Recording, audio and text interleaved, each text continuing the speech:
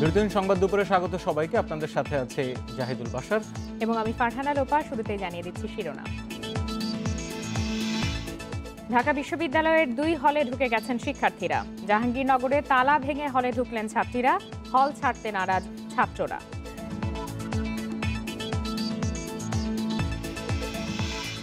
নানা কৌশলে ঋণ দিয়ে 15,000 কোটি টাকা আত্মসাৎ পিকে হালদার চক্রের, বলছে দুদক। 3.5 বিঘা জমি দেখে আত্মসাৎ 263 কোটি। রাজধানী কেন্দ্রিক 40,000 বাস ট্রাকের জন্য নেই স্থায়ী টার্মিনাল। রাস্তা অলিগলিতে রাখাই যানজট, চলছে চাঁদাবাজি।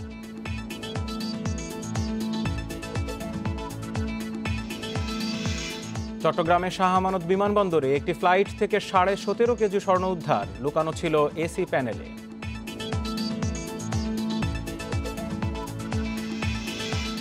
নোয়াখালীর বসুরহাটে আওয়ামী লীগের 2 পক্ষের পাল্টাপাল্টি কর্মসূচি ঘোষণায় 144 ধারা জারি। এলাকায় আতঙ্ক, বন্ধ দোকানপাট।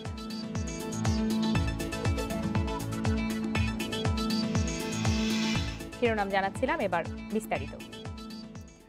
হল খুলে দেওয়ার দাবিতে ঢাকা বিশ্ববিদ্যালয়ের শহীদুল্লাহ ও অমর একুশে হলে প্রবেশ করে বিক্ষোভ করেছেন শিক্ষার্থীরা। এদিকে প্রশাসনের নির্দেশনা উপেক্ষা করে জাহাঙ্গীরনগর বিশ্ববিদ্যালয়ে আন্দোলনরত শিক্ষার্থীরা সকাল 10টার মধ্যে হল ছেড়ে যাননি। উল্টো দুপুর 1টার দিকে আন্দোলনকারীরা বিক্ষোভ মিছিল নিয়ে বঙ্গমাতা বেগম ফজিলাতুন্নেসা মুজিব হলের তালা ভেঙে ভিতরে প্রবেশ করেন। এমন পরিস্থিতিতে বিশ্ববিদ্যালয়ের পুরাতন রেজিস্ট্রার ভবনে জরুরি বৈঠকে বসেছেন হল প্রভোস্টরা। সেখান থেকে পরবর্তী করণীয় ঠিক হবে বলে জানিয়েছেন তারা। এর আগে সকাল 10টার মধ্যে বিশ্ববিদ্যালয়ের আবাসিক হল ছেড়ে দিতে শিক্ষার্থীদের নির্দেশ দেওয়া হয়। এতে সাড়া না দেয়ায় প্রভোস্ট ও প্রক্টররা হলে হলে গিয়ে শিক্ষার্থীদের বোঝানোর চেষ্টা করেন, কিন্তু হল না ছেড়ে আন্দোলন চালিয়ে যাওয়ার বিষয়ে অনড় শিক্ষার্থীরা।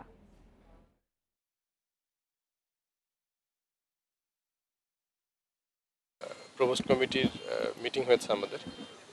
আমরা প্রত্যেক প্রভোস্ট হলের অন্যান্য সহকর্মীদের সাথে নিয়ে আমরা হলে যাচ্ছি। গিয়ে আমরা আমাদের শিক্ষার্থীদের অনুরোধ করব সরকারি যে নির্দেশ সেটা মানার জন্য অনুরোধ করে আমরা। জাহাঙ্গীরনগর বিশ্ববিদ্যালয়ের এই মুহূর্তে সবশেষ খবরাখবর জানাতে সেখান থেকে আমাদের সাথে যোগ দিয়েছেন সহকর্মী রুবেল আহমেদ। রুবেল আহমেদ, প্রশাসনের নিষেধাজ্ঞা উপেক্ষা করেই কিন্তু তালা ভেঙে দুপুর 1টার দিকে শেখ বেগম ফজিলাতুন্নেসা হলে নারী শিক্ষার্থীরা প্রবেশ করেছেন, আর হল প্রভোস্টরা জরুরি বৈঠকে বসেছেন। সর্বশেষ কি পরিস্থিতি দেখছেন সেখানকার, এবং বৈঠক থেকে কি সিদ্ধান্ত আসতে পারে, কোনো ধরনের আভাস পাওয়া গেল কিনা? দেখুন, জাহাঙ্গীরনগর বিশ্ববিদ্যালয়ের আন্দোলনরত যে শিক্ষার্থীরা রয়েছে, বিশ্ববিদ্যালয়ের প্রশাসনের পক্ষ থেকে নির্দেশনা দেওয়া হয়েছিল সকাল 10টার মধ্যে তারা যেন হলগুলো ছেড়ে যায়। তারা কিন্তু সকাল 10টার মধ্যে যখন হলগুলো ছেড়ে যায়নি, তখন বিশ্ববিদ্যালয়ের যে হলের যে প্রভোস্টরা রয়েছে তারা প্রতিটি হলে গিয়ে আন্দোলনরত শিক্ষার্থীদের হল ছেড়ে যাওয়ার জন্য আহ্বান জানিয়েছিলেন, কিন্তু তারা কিন্তু সেই আহ্বানে সাড়া দেননি। বরং তারা যে কাজটি করেছেন, দুপুর 1টার দিকে বিশ্ববিদ্যালয়ের যে ট্রান্সপোর্ট চত্বর রয়েছে সেই ট্রান্সপোর্ট চত্বর থেকে তারা আন্দোলনরত ছাত্রছাত্রীরা একটি বিক্ষোভ মিছিল বের করেন। সেই বিক্ষোভ মিছিলকে নিয়ে তারা বিশ্ববিদ্যালয়ের যে বঙ্গমাতা শেখ মুজিব ফজিলাতুন্নেসা হল রয়েছে সেই হলের সামনে গিয়ে তারা জড়ো হন। সেখান থেকে কিন্তু এই যে ছাত্রীরা রয়েছে তারা কিন্তু সেই হলের গেটের তালা ভেঙে কিন্তু হলে উঠে যান। এরপরে সেখানে ছাত্রীরা অবস্থান করার পর আমরা দেখতে পেয়েছি আন্দোলনরত যে ছাত্ররা রয়েছে তারা সেখান থেকে বিক্ষোভ মিছিলকে নিয়ে পুনরায় ট্রান্সপোর্ট চত্বরে এসে জড়ো হয়েছেন।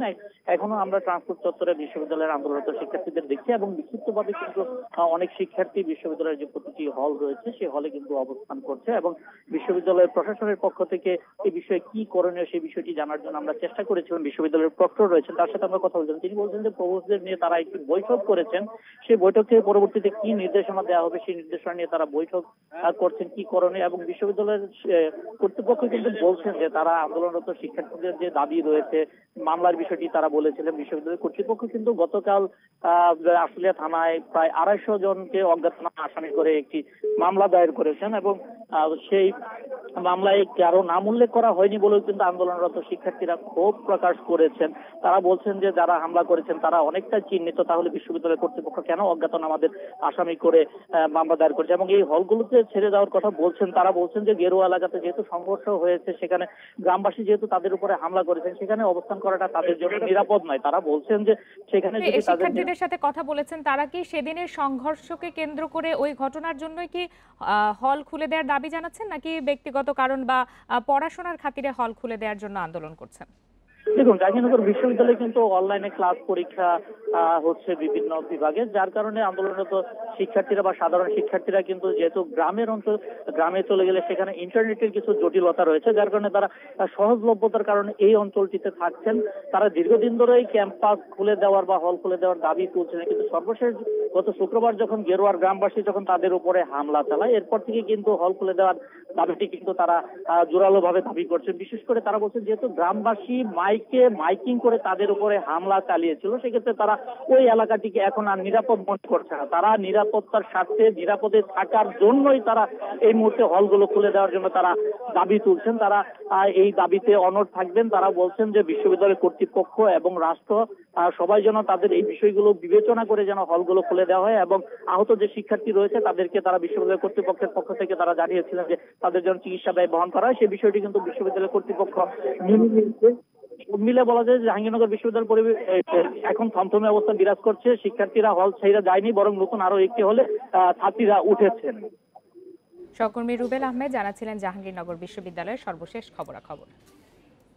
এদিকে হল খুলে দেওয়ার আশ্বাসে আন্দোলন স্থগিত করেছেন রাজশাহী বিশ্ববিদ্যালয়ের শিক্ষার্থীরা। বেলা 11টায় আন্দোলনকারীরা কর্মসূচি স্থগিতের ঘোষণা দেন। এ সময় তারা জানান বিশ্ববিদ্যালয় প্রশাসন হল খোলার প্রাথমিক আশ্বাস দেয় আপাতত আন্দোলন থেকে সরে এসেছেন তারা। মঙ্গলবার ইউজিসির সঙ্গে আলোচনার পর হল খুলে দেওয়ার বিষয়ে চূড়ান্ত সিদ্ধান্ত নেবে প্রশাসন। তবে আগামী 25 ফেব্রুয়ারির মধ্যে ক্যাম্পাস ও হল খুলে দেওয়ার সময় বেঁধে দিয়েছেন শিক্ষার্থীরা।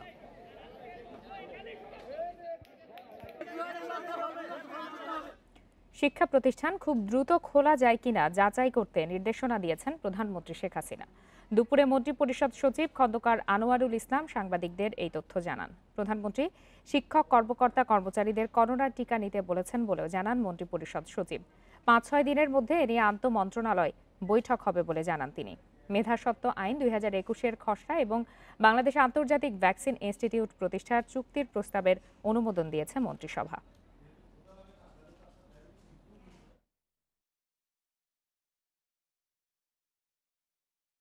শিক্ষা মন্ত্রণালয়কে এর মধ্যেই বসে সংশ্লিষ্ট সবাইকে ডেকে নিয়ে আলোচনা করে একটা সিদ্ধান্তে আসতে বলা হয়েছে, যেটা আগে একটা মাত্র প্রিভিউ করবে যে আমরা খুলবো কিনা এবং কখন খুলবো, কুইকলি খোলা যায় কিনা এবং কি পদ্ধতিতে খুলবো যাতে সেফটিও ঠিক থাকে, প্লাস আপনার লেখাপড়াও হয়, কারণ এতদিন হয়ে গেছে। জমির বিপরীতে ঋণ নিয়ে ও তা বারবার হাত বদল করে টাকা আত্মসাৎ করেছে পিকে হালদার চক্র। রাজধানীর গ্রিন রোডে প্রায় 3.5 বিঘা জমি ব্যবহার করে আত্মসাৎ করা হয়েছে 263 কোটি টাকা। দুদক বলছে এভাবেই সম্পদের হাত বদল করে পিকে হালদার চক্র 15,000 কোটি টাকা আত্মসাৎ করেছে। দুদক বলছে দেশের আর্থিক খাত থেকে প্রায় 15,000 কোটি টাকা আত্মসাৎ করেছেন পিকে হালদার। কিভাবে তিনি এই টাকা কেনাবেচার মাধ্যমে আত্মসাৎ করেছেন তারই একটি নমুনা আমরা আজ এই প্রতিবেদনে তুলে ধরব। 2005 সালে জেনিত ও জেফার নামে দুই নামসর্বস্ব প্রতিষ্ঠানের নামে পিপলস লিজিং থেকে 20 কোটি টাকা ঋণ নেন মোয়াজ্জেম হোসেন। পরে গ্রিন রোডের জমিটি এ টাকায় কেনা হয় প্রতিষ্ঠান দুটির নামে। 2011 সালে পিপলস লিজিংয়ের কাছে 123 কোটি টাকায় বিক্রি করা হয় জমিটি। তবে জমির নিবন্ধন হয় পিপলস লিজিংয়ের চেয়ারম্যান মোয়াজ্জেম হোসেনের নামে। এরপর 2017 সালে ইন্টারন্যাশনাল লিজিং থেকে 120 কোটি টাকা ঋণ নিয়ে জমিটি কিনে নেয় লিপ্রো ইন্টারন্যাশনাল নামে আরেকটি প্রতিষ্ঠান। বোর্ডের অনুমতি ছাড়া পিকে হালদারের নির্দেশে এই টাকা ঋণের নামে বের করে আনা হয়। জবানবন্দিতে এসব তথ্য দেয় ইন্টারন্যাশনাল লিজিংয়ের তখনকার ব্যবস্থাপনা পরিচালক রাশেদুল হক।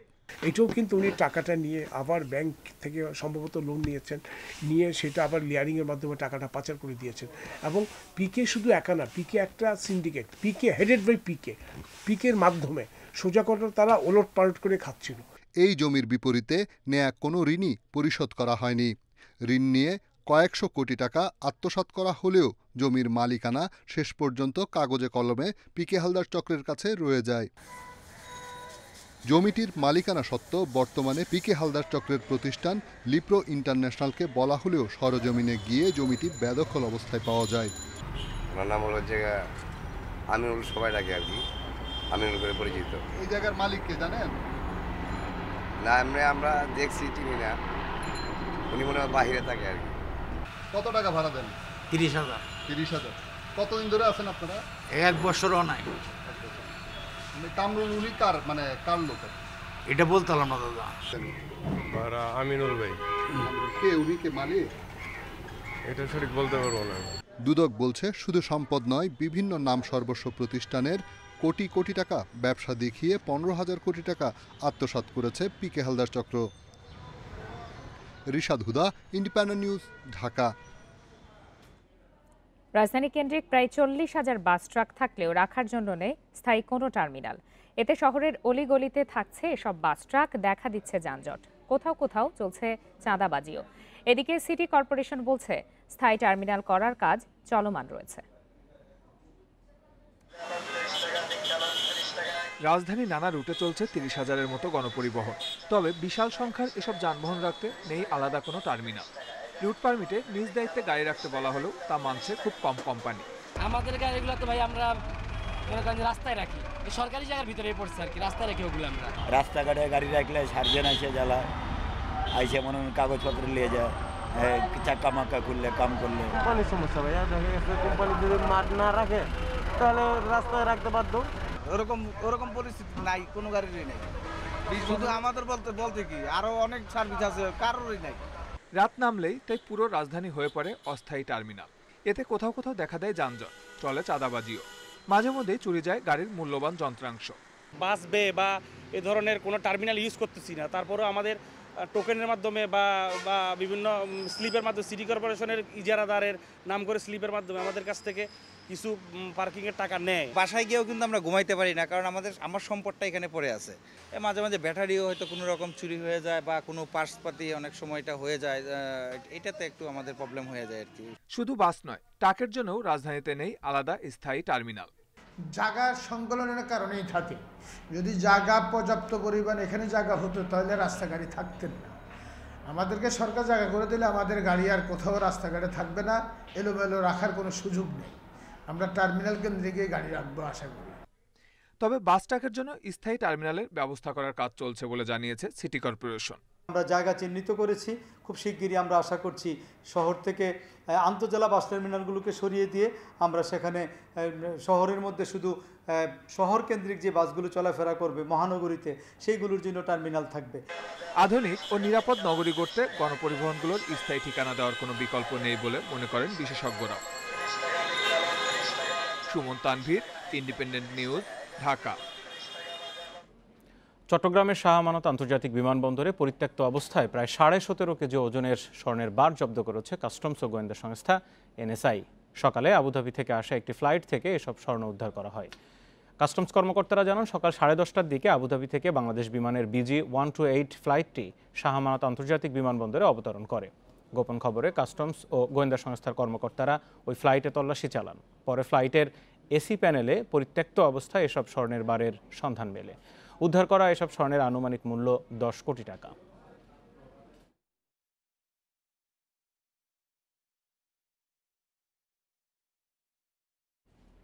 নোয়াখালীর বসুরহাটে আওয়ামী লীগের দুই পক্ষ পাল্টাপাল্টি কর্মসূচি ঘোষণার প্রেক্ষিতে সকাল থেকে জারি রয়েছে 144 ধারা। সন্ধ্যা 6টা পর্যন্ত বসুরহাট পৌর এলাকায় এই আদেশ কার্যকর থাকবে বলে এক বিজ্ঞপ্তিতে জানিয়েছে উপজেলা প্রশাসন। এর জেরে সকাল থেকে বন্ধ রয়েছে বসুরহাটের অধিকাংশ দোকানপাট, রাস্তাঘাটও অনেকটাই ফাঁকা। পৌর এলাকার বিভিন্ন পয়েন্টে সকাল থেকে টহল দিচ্ছে পুলিশ। এদিকে পূর্ব ঘোষিত কর্মসূচি অনুযায়ী বসুরহাট বাজারে রূপালী চত্বরে জড়ো হতে দেখা যায় পৌর মেয়র আব্দুল কাদের মির্জার অনুসারীদের। এ নিয়ে স্থানীয়দের মধ্যে আতঙ্ক বিরাজ করলেও পুলিশ বলছে 144 ধারা ভঙ্গ করে কাউকেই সমাবেশ করতে দেয়া হবে না। সাবেক উপজেলা চেয়ারম্যান মিজানুর রহমান বাদল ও পৌর মেয়র আব্দুল কাদের মির্জার রূপালী চত্বরে একই সাথে ডাকা সমাবেশের প্রেক্ষিতেই 144 ধারা জারি করে প্রশাসন। এর আগে শুক্রবার দুপক্ষের সংঘর্ষে নিহত হন এক সাংবাদিক, আহত হন আরও বেশ কয়েকজন। বিএনপি চেয়ারপারসন বেগম খালেদা জিয়া অসুস্থ দাবি করে তার চিকিৎসার সুবিধার্থে বিদেশে যাওয়ার নিষেধাজ্ঞা তুলে নিয়ে নিঃশর্ত মুক্তি দেওয়ার আহ্বান জানিয়েছে বিএনপি। দুপুরে দলের চেয়ারপারসনের গুলশান কার্যালয়ে সংবাদ সম্মেলনে এই দাবি জানান দলটির স্থায়ী কমিটির সদস্য নজরুল ইসলাম খান। তিনি বলেন, 20 ফেব্রুয়ারি দলের স্থায়ী কমিটির বৈঠকে নড়াইলের আদালতে খালেদা জিয়ার বিরুদ্ধে গ্রেপ্তারি পরোয়ানা জারির প্রতিবাদ জানানো হয়। এছাড়া অ্যাটর্নি জেনারেলের আওয়ামী লীগের দলীয় পদে থাকার নিন্দাও জানানো হয়। এ সময় নজরুল ইসলাম খান জানান, খালেদা জিয়ার শারীরিক অবস্থা ভালো নয়, উন্নত চিকিৎসার জন্য বিদেশে যাওয়া প্রয়োজন।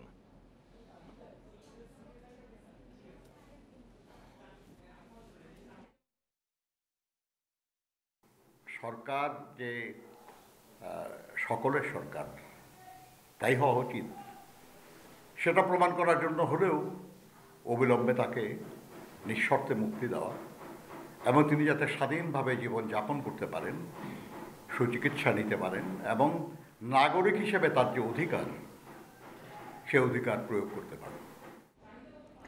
নম্বর ঠিক রেখে অন্য অপারেটর ব্যবহারের সুবিধা দিতে চালু হয়েছিল mobile number portability MNP service. অথচ এই সার্ভিস এখন ব্যবহার হচ্ছে ডাকাতি করে পার পেয়ে যেতে।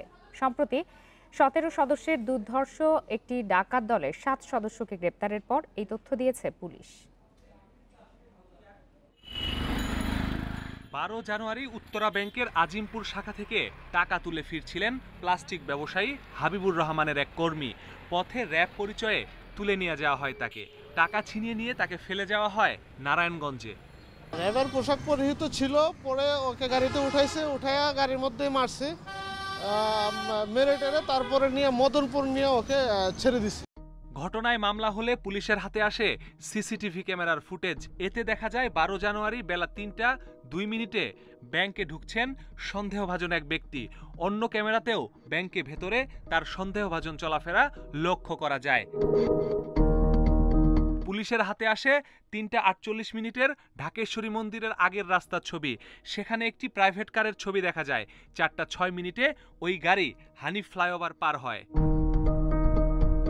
ফুটেজ ও প্রযুক্তি সহায়তায় আসামিদের শনাক্তের পর অভিযান চালিয়ে লালবাগ থানা পুলিশ একে একে গ্রেপ্তার করে চক্রের 7 সদস্যকে। উদ্ধার হয় র্যাব লেখা জ্যাকেট, সাংবাদিক ও মানবাধিকার কর্মীর কার্ড। পুলিশ বলছে আইন শৃঙ্খলা বাহিনীর পোশাক পরে ব্যাংক থেকে টাকা উত্তোলনকারীদের টার্গেট করে গাড়িতে তোলে তারা। গ্রেপ্তার এড়াতে ব্যবহার করে দামি গাড়ি।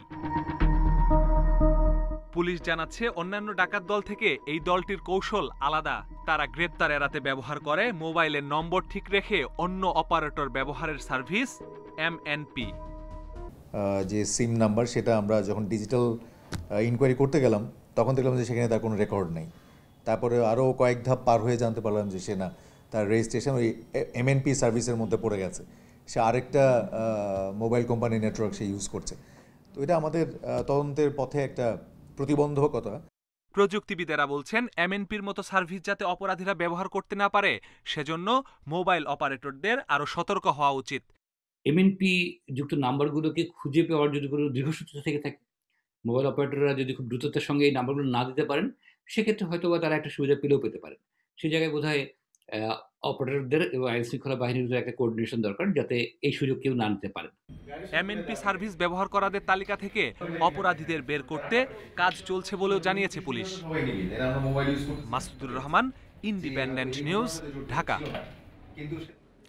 জাতীয় পরিচয়পত্র সংশোধনের জন্য নিবন্ধন অনুবিভাগে আটকে আছে 1.5 লাখেরও বেশি আবেদন। বছরের পর বছর ঘুরেও এর সুরাহা পাচ্ছেন না ভুক্তভোগীরা। নিষ্পত্তির জন্য ছুটতে হচ্ছে জেলা, উপজেলা আর আঞ্চলিক নির্বাচন কর্মকর্তার টেবিলে। তবে এ নিয়ে কথা বলতে রাজি নন NIDর মহাপরিচালক আর EC সচিব। নওগাঁর আব্দুল হামিদ 4 বছর ঘুরেও সংশোধন করাতে পারেননি জাতীয় পরিচয়পত্র। এতে তার জন্মসাল 1987 আর মেয়ে নাহিদা আক্তার জন্ম 1988। বাবা মেয়ের বয়সের ব্যবধান মাত্র 1 বছরের। 2017 সালে বয়স সংশোধনের জন্য আবেদন করেন তিনি।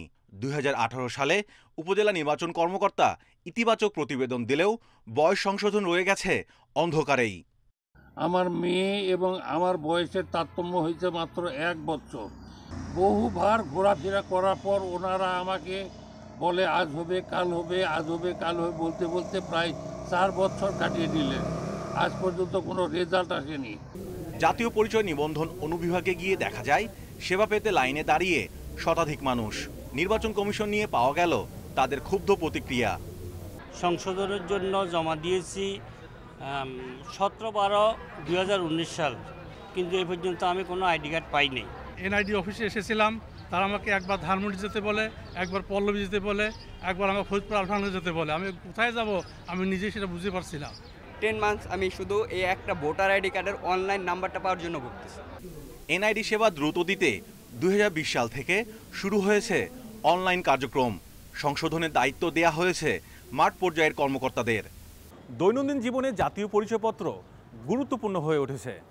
একদিকে জাতীয় পরিচয়পত্রের সেবা পেতে সীমাহীন দুর্ভোগ পোহাতে হচ্ছে, অন্যদিকে ভুল সংশোধনের আবেদন স্তূপ জমেছে নির্বাচন কর্মকর্তাদের টেবিলে। তবে জাতীয় পরিচয় নিবন্ধন অনুবিভাগের 25 জানুয়ারির সভার কার্যবিবরণী বলছে এনআইডি সংশোধনের আবেদন জমা পড়েছে প্রায় 1,68,000। এর মধ্যে ক ক্যাটাগরিতে অনিষ্পন্ন প্রায় 54,000, খতে 44, গতে 10 আঞ্চলিক কর্মকর্তার কাছে আটকে আছে 69,000 আবেদন। এছাড়া এনআইডির মহাপরিচালকের ঘ ক্যাটাগরিতে অনিষ্পন্ন আবেদনের সংখ্যা প্রায় 1300। এই বিষয়ে কথা বলতে কার্যালয়ে গিয়েও কোনো বক্তব্য পাওয়া যায়নি এনআইডির মহাপরিচালক ও নির্বাচন কমিশন সচিবের। Mahmudul Hasan, independent news, Dhaka. রাজধানীর মতিঝিলে সরকারি খাস জমি উদ্ধারে অভিযান চালিয়েছে ঢাকা জেলা প্রশাসন। বেলা 12:30টার দিকে কমলাপুরে সাদেক হোসেন খোকা কমিউনিটি সেন্টারের পাশে এই অভিযান চালিয়ে 21% জমি উদ্ধার করা হয়েছে।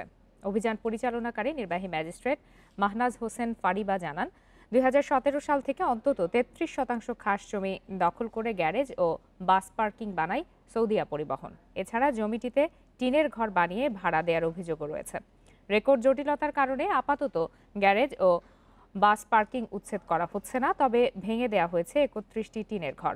এতে দখলমুক্ত হয় 21% সম্পত্তি।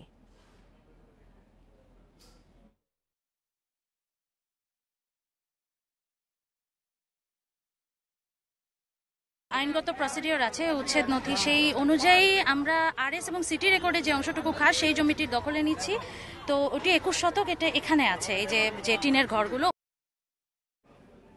রাজধানীর লালবাগে ভেজাল পণ্যের বিরুদ্ধে অভিযান চালাচ্ছেন র্যাব ও বিএসটি এর সদস্যরা। সেখানে রয়েছেন সহকর্মী খালেদ রায়হান। আমরা সরাসরি যাচ্ছি সেখানে। রায়হান, এই মুহূর্তে অভিযানের কোন পর্যায়ে আছে? এর আগে আমরা খবর পেয়েছিলাম 7 জনকে আটক করা হয়েছে। কি ধরনের ভেজাল পণ্য সেখানে তৈরি করা হয়? দেখুন, এই যে প্রতিষ্ঠানটি রয়েছে, প্রতিষ্ঠানটি কিন্তু মূলত নকল প্রসাধনী তারা এখানে তৈরি করতো। তৈরি করার পর এখান থেকে বাজারজাত করা হতো। এখানে অভিযান প্রায় শেষ পর্যায়ে আমি যদি দেখানোর চেষ্টা করি, আপনি দেখতে পাচ্ছেন যে এখানে নিধি অ্যান্ড লাভলি, মানে পুরোপুরি ইন্ডিয়ান যে ফেয়ার অ্যান্ড লাভলিটি রয়েছে সেটির আদলে এই প্যাকেট তৈরি করে তারা কিন্তু এটি প্রস্তুত করছে। আপনি দেখতে পাচ্ছেন যে কিভাবে তারা এই যে মেশিনগুলো রয়েছে এখানেই করে, তার পাশে একটি রান্নাঘর রয়েছে, সেখানেই বিভিন্ন কেমিক্যাল, বিভিন্ন উপাদান তারা জাল দিয়ে এখানে এই যে কেমিক্যালগুলো দেখতে পাচ্ছেন এগুলোকে তৈরি করে তারা এই নিম্নমানের নকল প্রসাধনী তৈরি করতে। আমি যদি একটু দেখানোর চেষ্টা করি, খুব নাম করা একটি ব্র্যান্ডের তিব্বত যে স্নোটি রয়েছে সেটিও তারা এখান থেকে আসলে নকল তারা তৈরি করতো এবং তৈরি করে তারা বিভিন্ন জায়গায় এখান থেকে বাজারজাত করতো। এবং এই যে তৈরি করা বিষয় আপনি দেখতে পাচ্ছেন, তিব্বতের এই যে কৌটোটি, এই কৌটোর মধ্যে তারা মূলত এটিকে প্রবেশ করাতো। প্রবেশ করানোর পর এখান থেকেই তারা লেভেলিং করতো এবং লেভেলিং করার পর এখানে তাদের লোক রয়েছে, তারা এটিকে দেশের বিভিন্ন জায়গায় তারা পৌঁছে দিত। সব মিলিয়ে এই প্রতিষ্ঠানটি 8 থেকে 10টি পণ্য তারা এখানে তৈরি করার পর সেগুলো এখান থেকে বিভিন্ন জায়গায় তারা পৌঁছে দেয়। আপনি দেখতে পাচ্ছেন যে এই যে নকল প্রসাধনী তৈরি করার যে উপাদান তারই কিন্তু একটি অংশ এখানে রয়েছে। এবং এই মাত্র 3টি রুমের মধ্যে তারা এই প্রতিষ্ঠানটি তারা চলে আসছিল এবং ভ্রাম্যমাণ আদালত প্রথমে 7 জনকে আটক করলো, শেষ পর্যন্ত 2 জনকে তারা গ্রেপ্তার করে এবং 2 জনকে, এই প্রতিষ্ঠানকে 6 লাখ টাকা জরিমানা করা হয়। এবং তারা যেটি বলছে যে বিএসটি এর লোগো তারা আসলে এখান থেকে দেখেছে যে প্রত্যেকটি পণ্যের সঙ্গে বিএসটি এর লোগোর যে সিল, সেই সিল তারা ব্যবহার করতো। যদিও এই প্রতিষ্ঠানের বিএসটি এর কোনো রকমের অনুমোদন নেই, তারপরেও তারা সেই লোগোটি ব্যবহার করে আসছিল দীর্ঘদিন ধরে। এবং এই যে প্রতিষ্ঠানটি, এই ধরনের প্রতিষ্ঠান চালাতে গেলে বিএসটি এর অনুমোদন ছাড়াও যে এই ধরনের ল্যাব টেস্ট থাকা দরকার, ল্যাব ফ্যাসিলিটিস থাকা দরকার বা টেকনিশিয়ান যাদেরই থাকা দরকার, সেই অনুযায়ী কিন্তু কিছুই এই প্রতিষ্ঠানটিতে একেবারেই ছিল। আমি ঠিক আমার সহকর্মীকে বলি একটু রান্নাঘরটা দেখানোর জন্য, ঠিক এইখানেই তারা কিন্তু যদি দেখানোর একটু চেষ্টা করি যে এই রুমটিতেই কিন্তু দেখতে পাবেন যে এখানেই এই রুমটির মধ্যে, রান্নাঘরের মধ্যে বিভিন্ন রকমের উপাদান মিশিয়ে বিভিন্ন রকমের জাল দিয়ে তারা এইখানে সবকিছু তৈরি করত। এবং তৈরি করার পর তারা কিন্তু এখান থেকে দেশের বিভিন্ন জায়গায় আসলে তারা এখান থেকে পণ্যগুলোকে পাঠানো হতো। সব মিলে হচ্ছে এখন পর্যন্ত 2 জনকে গ্রেপ্তার করা হয়েছে, 6 লাখ টাকা জরিমানা করা হয়েছে এবং প্রতিষ্ঠানটিকে সিলগালা করে দেওয়া হয়েছে। এবং এই এলাকায় এরকম আরো বিভিন্ন রকমের প্রসাধনী কারখানা রয়েছে, সেখানেও পর্যায়ক্রমে অভিযান। কি বলছিলেন, চকবাজার, লালবাগ, হাজারীবাগ এই এলাকায় কিন্তু বিভিন্ন সময় এ ধরনের ভেজাল পণ্যের কারখানা এবং সেখানে এই সমস্ত পণ্য উদ্ধার করা হয়, অভিযান চালানো হয়। আপনারা আছেন বিরতিহীন সংবাদ দুপুরে। বিরতিহীন সংবাদ দুপুরে আরও যা থাকছে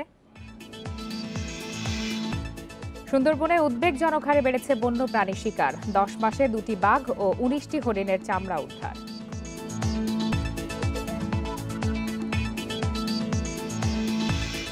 ছুটিতে যুক্তরাষ্ট্র গেলেন সাকিব। ক্রিকেটারদের চুক্তি নিয়ে বিসিবি সভাপতির সঙ্গে ক্রিকেট অপারেশনসের বৈঠক।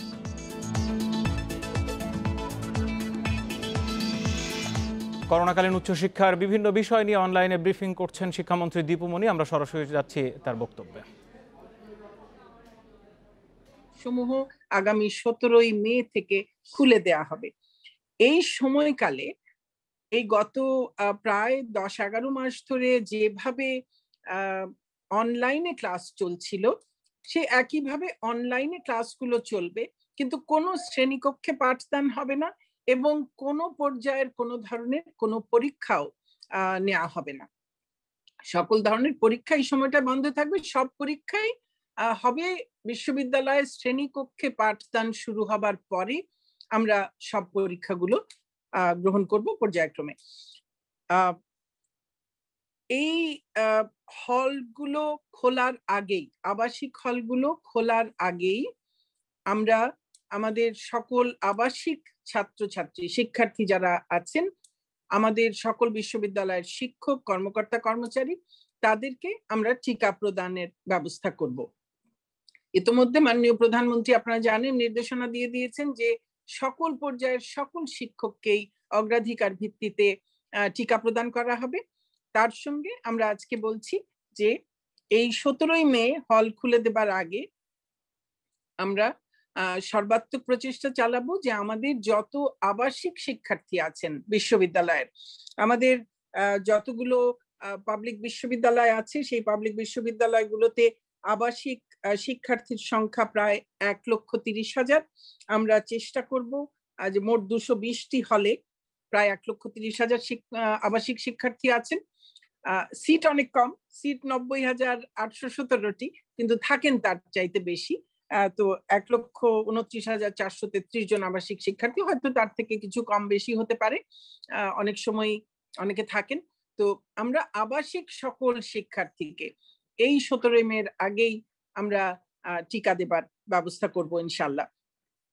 এবং এই সময়ের মধ্যে, অর্থাৎ এখন থেকে নিয়ে 17ই মের মধ্যে আমাদের সকল বিশ্ববিদ্যালয়ের কর্তৃপক্ষ স্বাস্থ্যবিধি অনুসরণ পূর্বক বিশ্ববিদ্যালয় খোলার সকল প্রস্তুতি গ্রহণ করবেন এবং একই সঙ্গে তারা এই যে হলগুলো, প্রায় 1 বছর হলগুলো ব্যবহার হচ্ছে না, কাজেই হলগুলোর বিভিন্ন ধরনের যে সংস্কারের কাজও আগে থেকেও কিছু কিছু প্রয়োজন ছিল, এই সময়েও ব্যবহার না হবার কারণেও আরো কিছু যেগুলো সমস্যা হয়েছে, সেই সমস্ত হল সমূহের অবকাঠামোগত সংস্কার মেরামতের সমস্ত কাজ বিশ্ববিদ্যালয় কর্তৃপক্ষ সম্পন্ন করবেন।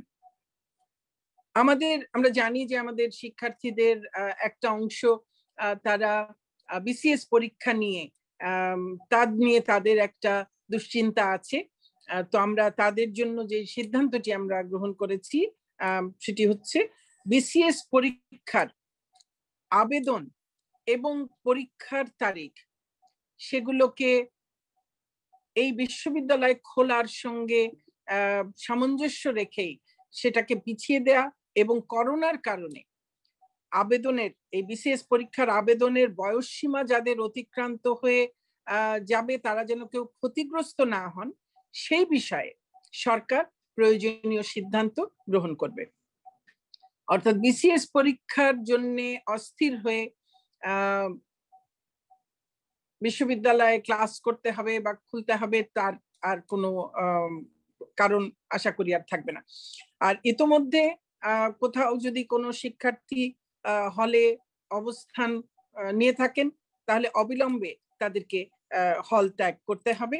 এবং আরো কয়েকটি বিষয় আমরা ইদানিং আমাদের নজরে এসেছে যে কোথাও কোথাও শিক্ষার্থীরা শিক্ষা প্রতিষ্ঠানের সঙ্গে সম্পর্কিত নয়, একেবারেই বাইরে ভিন্নভাবে তারা কেউ কোনো ধরনের অনৈতিক কাজে হয়তো জড়িয়ে পড়ছেন, কিংবা কোথাও আইন শৃঙ্খলা বিরোধী কোনো রকমের কাজে কেউ জড়িয়ে পড়ছেন, কিংবা কোনো অপরাধমূলক কাজে কেউ জড়িয়ে পড়ছেন। এরকম যদি কোথাও কেউ শিক্ষা প্রতিষ্ঠানের বাইরে এবং শিক্ষা প্রতিষ্ঠানের সঙ্গে সম্পর্কহীন কোনো ধরনের কোনো কাজে তারা জড়িত হন, যেটি অনৈতিক বা অপরাধমূলক বা শৃঙ্খলা বিরোধী, তার দায় দায়িত্ব কিন্তু কোনো শিক্ষা প্রতিষ্ঠান অর্থাৎ কোনো বিশ্ববিদ্যালয় গ্রহণ করবে না।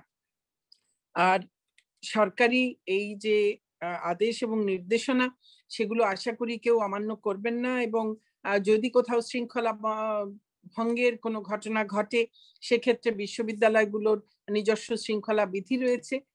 আর তাছাড়াও যদি কোনো অপরাধমূলক কোনো ঘটনা ঘটে, সেক্ষেত্রে দেশের প্রচলিত আইনেই সেগুলোর বিরুদ্ধে যথাযথ ব্যবস্থা গ্রহণ করা হবে।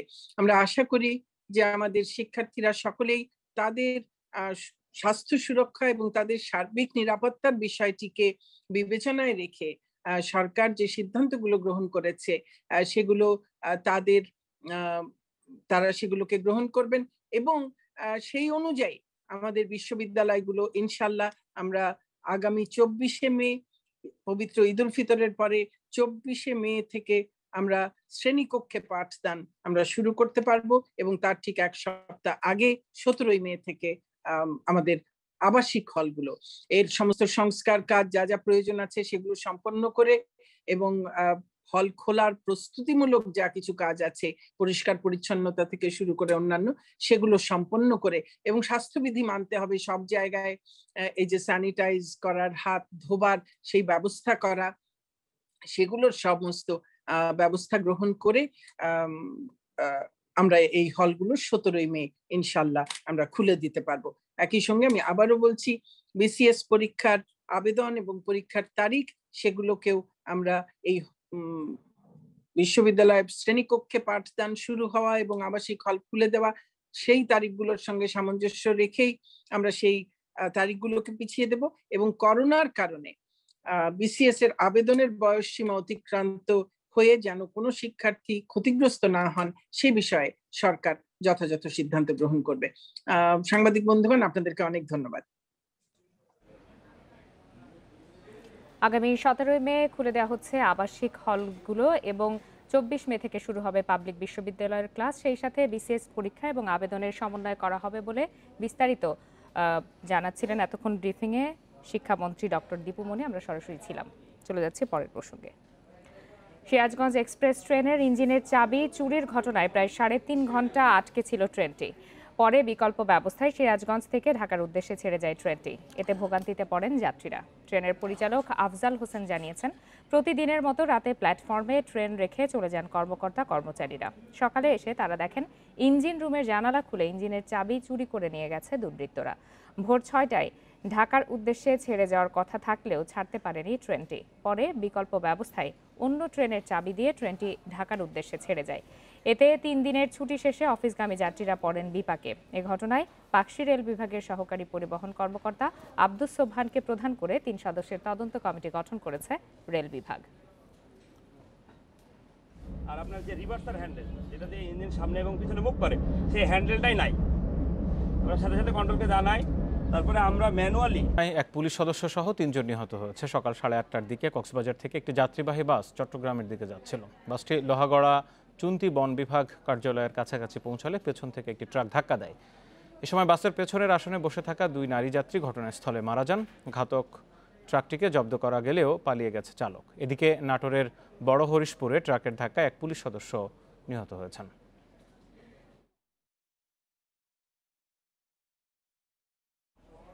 আমদানির অনুমতি কমিয়ে দেয় ক্লাব বা রেস্তোরাঁয় বিদেশি মদের সংকট তৈরি হয়েছে। চাহিদা মতো পানীয় না পাওয়ায় ক্ষতিকর নেশার দিকে ঝুঁকছেন অনেকে। এছাড়া অসাধু ব্যবসায়ীদের মাধ্যমে ভেজাল মদ খেয়ে মৃত্যুর ঘটনাও ঘটছে সাম্প্রতিক সময়ে। বেশ কিছুদিন ধরেই ভেজাল মদ পানে মৃত্যুর ঘটনা ঘটছে। গত 1 মাসেই ভেজাল মদ খেয়ে মারা গেছেন অন্তত 20 জন। সেই সঙ্গে অসুস্থ হয়েছেন আরও বেশি।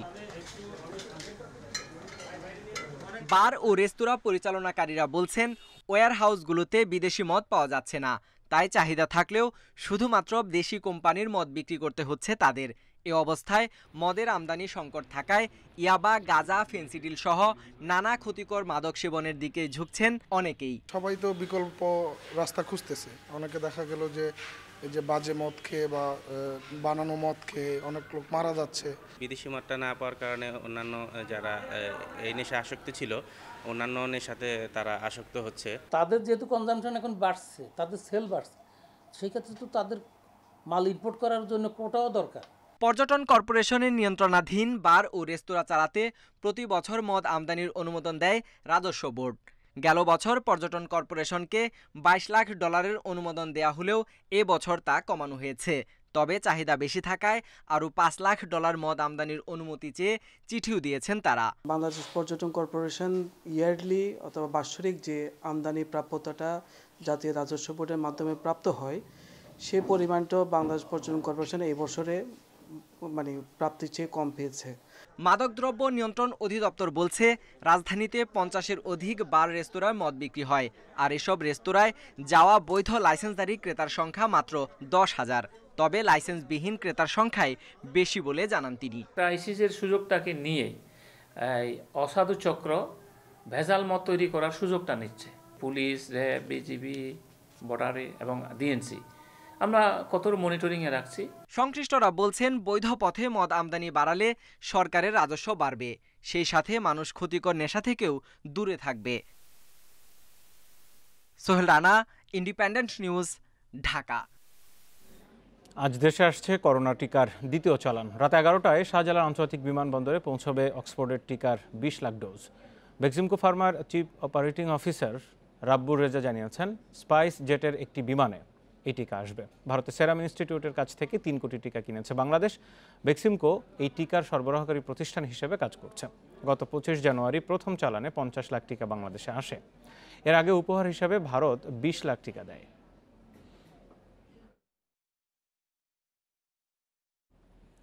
বাগেরহাটের সুন্দরবনে উদ্বেগজনক হারে বেড়েছে চোরা শিকারী চক্রের দৌরাত্ম্য। কখনো ফাঁদ পেতে আবার কখনো গুলি করে চলছে বন্যপ্রাণী শিকার। হঠাৎ বন্যপ্রাণী হত্যা বেড়ে যাওয়ায় উদ্বেগ জানিয়েছেন বিশেষজ্ঞরা। তবে আইনশৃঙ্খলা বাহিনী বলছে সুন্দরবনের জীববৈচিত্র্য রক্ষা ও জনসচেতনতা বাড়াতে কাজ করছেন তারা। অপার সৌন্দর্যের লীলাভূমি বিশ্ব ঐতিহ্য সুন্দরবন।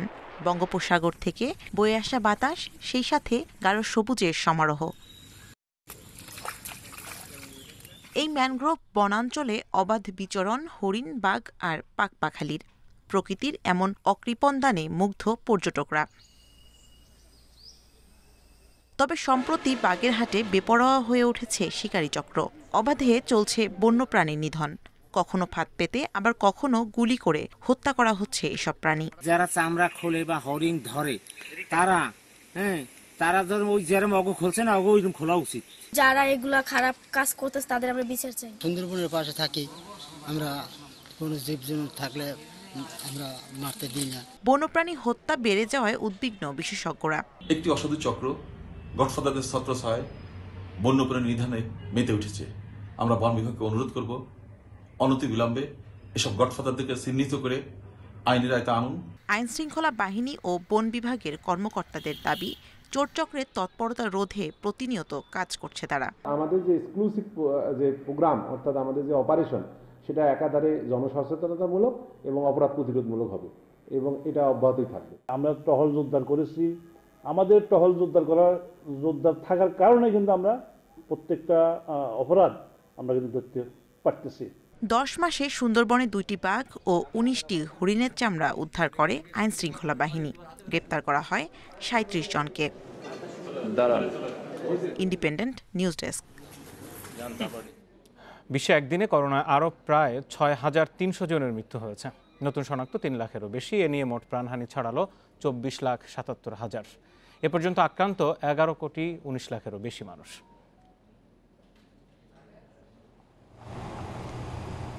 করোনার ভ্যাকসিন প্রয়োগ কর্মসূচি চলার মধ্যেই যুক্তরাষ্ট্রে কিছুটা কমেছে প্রাণহানি। একদিনে সেখানে মারা গেছে 1245 জন। নতুন শনাক্ত 51,000। দেশটিতে মোট প্রাণহানি 5 লাখ ছাড়ানোয় প্রাণ হারানোদের প্রতি শ্রদ্ধা জানাবেন প্রেসিডেন্ট জো বাইডেন।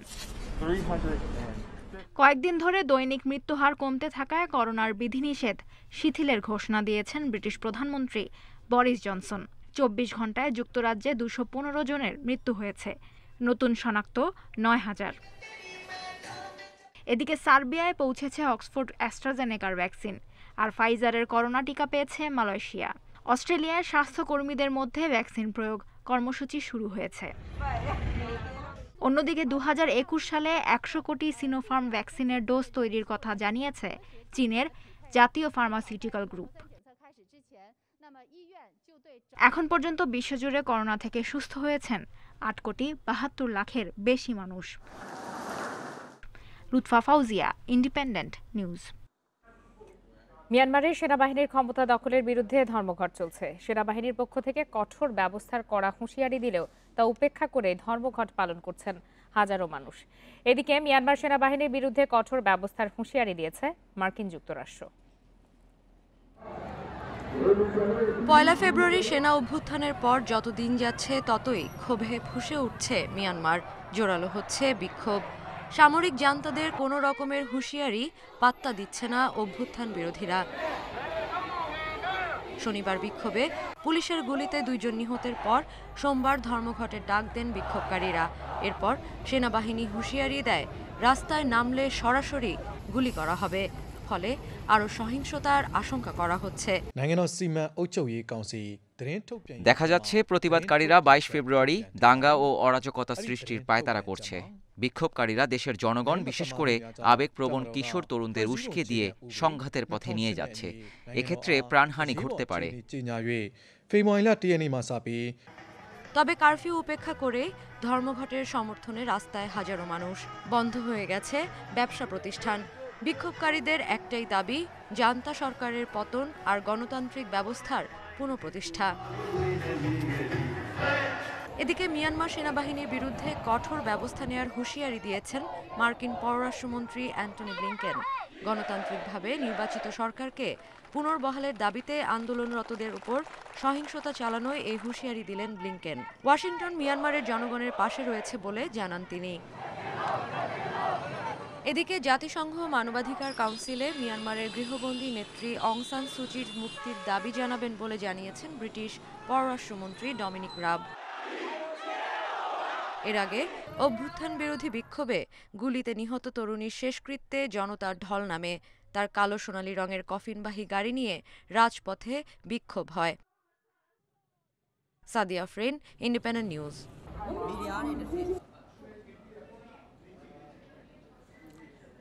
কাল দুপুরে নিউজিল্যান্ড সফরে রওনা হবে ক্রিকেট দল। তার আগে আজ মিরপুরে একাধিক জরুরি সভা করেছেন বিসিবি সভাপতি Nazmul Hasan Papon. Cricket operations committee ও নির্বাচকদের সঙ্গে যেমন বসেছেন, তেমনি আলাপ হয়েছে নিউজিল্যান্ডগামী ক্রিকেটারদের সঙ্গেও। বিসিবিকে দেয়া ইমেইলে সাকিব লিখেছেন, নিজের টেস্ট ক্যারিয়ার নিয়ে ভাবতে চান। আনুষ্ঠানিক বৈঠকে পরিচালকদের সঙ্গে সে বিষয়ে আলাপ করেছেন বিসিবি সভাপতি। কেন্দ্রীয় চুক্তিতে সাকিবের থাকা না থাকার বিষয়টি আলোচিত। পাশাপাশি নিউজিল্যান্ড সফরের খুঁটিনাটি দিক নিয়েও ক্রিকেটারদের সঙ্গে কথা বলেছেন নাজমুল হাসান পাপন।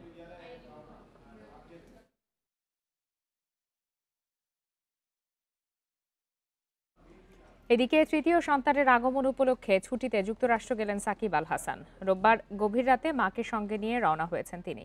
রাত 3টায় কাতার এয়ারওয়েজের একটি বিমানে ঢাকা ছাড়েন সাকিব।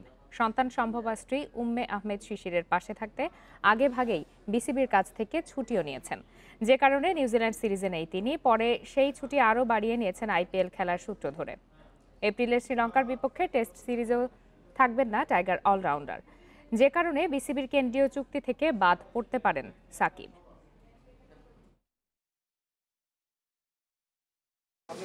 অবশ্যই মিস করব, খেলতে পারলে তো অবশ্যই ভালো লাগতো, বাট এখন আসলে কিছু করার নাই। দেখা যাক কি হয়। আর টিমের জন্য গুড উইশেস। এসব বিষয় নিয়ে আরো বিস্তারিত জানাতে বিসিবি কার্যালয় থেকে যোগ দিয়েছেন সহকর্মী মাঝারুল ইসলাম। মাঝার, আজকে তো বিসিবিতে বেশ কয়েকটি গুরুত্বপূর্ণ বৈঠক হয়েছে, তার মধ্যে অন্যতম হলো সাকিবের ছুটিতে যাওয়া। তিনি টেস্ট ক্রিকেটের কেন্দ্রীয় চুক্তিতে থাকবেন কিনা এ বিষয়ে সিদ্ধান্ত আসার কথা রয়েছে। তো কি অবস্থা সেখানকার বৈঠকের সর্বশেষ কি ধরনের তথ্য পাচ্ছেন আপনি?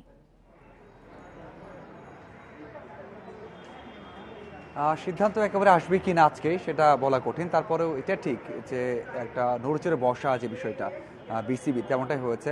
সকাল থেকে আমরা দেখেছি অনেক বোর্ড কর্মকর্তা এসেছেন বিসিবিতে, একটা অনানুষ্ঠানিক মিটিং হচ্ছে। সেটা এমনটা নয় যে মিটিং হচ্ছে শেষ হয়ে যাচ্ছে, এমনটা নয়। কারণ কোচ এসেছেন প্লেয়াররা এসেছেন, কর্মকর্তারা, তাদের সাথে সবার সাথে কথা বলছেন বিসিবির সভাপতি। এখানে বিভিন্ন বিষয় নিয়ে কথা হবে, যেমনটা আপনি বলছিলেন যে সাকিবের চুক্তি, সাকিবের IPL খেলতে যাওয়া, এছাড়া বাংলাদেশ দলের সাম্প্রতিক পারফরমেন্স সব কিছু। তবে সবচেয়ে বড় ইস্যুটাই হচ্ছে সাকিব আল হাসান, যেটা বলতেই হচ্ছে সাকিব টেস্ট খেলতে চান না তার IPL-এর জন্য, এবং যে চিঠিটা দিয়েছেন তিনি বিসিবির কাছে সেখানে বড় একটা কোশ্চেন মার্ক তৈরি করেছে। সেখানে বলা আছে যে সাকিব একটা লাইনে বলেছেন যে তার টেস্ট প্লেয়িং ক্যারিয়ার নিয়ে একটু চিন্তা করতে চান। তো এখানে একটা বড় প্রশ্ন দাঁড়িয়ে গেছে যে আসলে সাকিব কি চাইছেন, সে বিষয়টা খোলাসা হওয়া দরকার এবং সাকিবের সাথে কথা বলাও দরকার। এই সব কিছু মিলিয়েই একটা বোর্ড মিটিং, সেখানে বোর্ড কর্মকর্তা রয়েছেন, নির্বাচকরা রয়েছেন, যে কন্ট্রাক্টে তার সাকিবকে রাখা হবে কিনা, বা রাখতে হলেও কি কি সমস্যা থাকবে, বা কি ক্যাটাগরি তৈরি করা হবে, কি কি শর্ত থাকবে, সেই সব বিষয় নিয়ে। কারণ সাকিব যদি না খেলেন, এর আগে সিরিজও খেলতে পারেননি, ছুটি নিয়েছেন, সব কিছু মিলিয়ে নির্বাচকের সাথে কথা বলবেন যে নির্বাচকরা কেমন কীভাবে চান সাকিবের কাছ থেকে, বা কি চান, সাকিব না থাকলে দলের উপর প্রভাব কীভাবে পড়বে, এবং কর্মকর্তাদের কাছে চেয়েছেন যে আসলে এই ইম্প্যাক্টটা অন্যদের উপর পড়বে কিনা। এই অনেক বিষয় নিয়ে কথা হচ্ছে। সব কিছু শেষে হয়তো বিসিবি সভাপতি ব্রিফিং করবেন, সেখানে আসলে বোঝা যাবে যে কোন গতিপথটা কি, যে কি আসলে সিদ্ধান্ত আসতে যাচ্ছে। কারণ হঠাৎ করে একদিনে সিদ্ধান্ত নেওয়া যাবে না, আজকে হয়তো বলা যাবে না যে সাকিব নেক্সট কন্ট্রাক্টে থাকছে না, বা কীভাবে সাকিব খেলতে যাবে, বা টেস্ট খেলবে কি খেলবে না, এসব বিষয়ে একদিনে সিদ্ধান্ত আসা অনেকটা কঠিন। তারপরেও অনেকটা একটা গাইডলাইন পাওয়া যাবে। এছাড়াও বাংলাদেশ দলের প্লেয়ারদের সাথে বসেছেন বিসিবি সভাপতি, সেখানে নিউজিল্যান্ডে কী করণীয়, সেখানে কীরকম দল উইকেট হতে পারে, বা কার কী দায়িত্ব, সেসব বিষয় নিয়ে কথা বলেছেন। অধিনায়কের সাথে বসেছেন মুশফিক ছিলেন, রিয়াদ ছিলেন। এছাড়াও কিন্তু ওয়েস্ট ইন্ডিজের বিপক্ষে যে টেস্টে হোয়াইট ওয়াশ, সে বিষয় নিয়েও কথা হয়েছে। সব কিছু মিলিয়ে আসলে আজকে অনেক ব্যস্ত বিসিবি, সেখানে বেশি সিদ্ধান্ত আসতে পারে বা গাইডলাইন পাওয়া যেতে পারে, যেটা কিনা বাংলাদেশ ক্রিকেটের জন্য, বাংলাদেশ ক্রিকেটের সামনের পথগুলোর জন্য অনেক ইম্পর্টেন্ট হয়ে দাঁড়াতে পারে।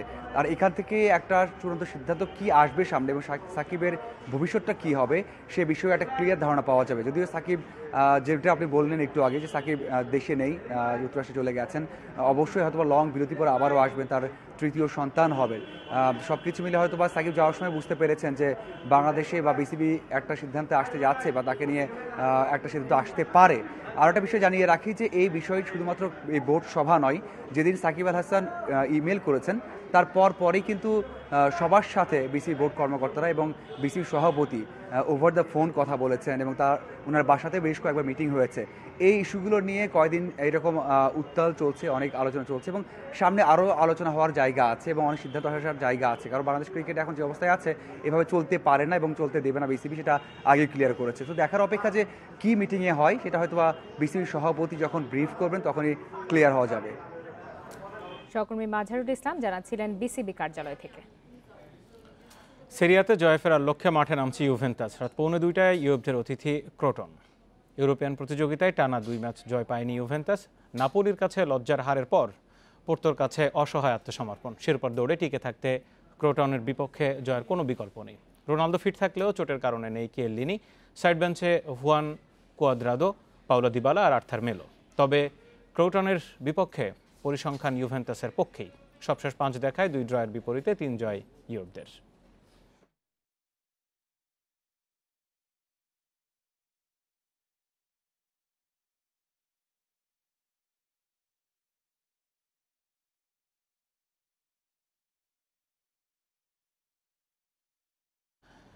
সংবাদ দুপুরের বিরতিহীন আয়োজন আজ এ পর্যন্ত। ইন্ডিপেন্ডেন্ট টেলিভিশনের আরো বিস্তারিত জানতে চোখ রাখুন ফেসবুক, ইউটিউব বা টুইটারে। এতক্ষণ সাথে থাকার জন্য ধন্যবাদ সবাইকে।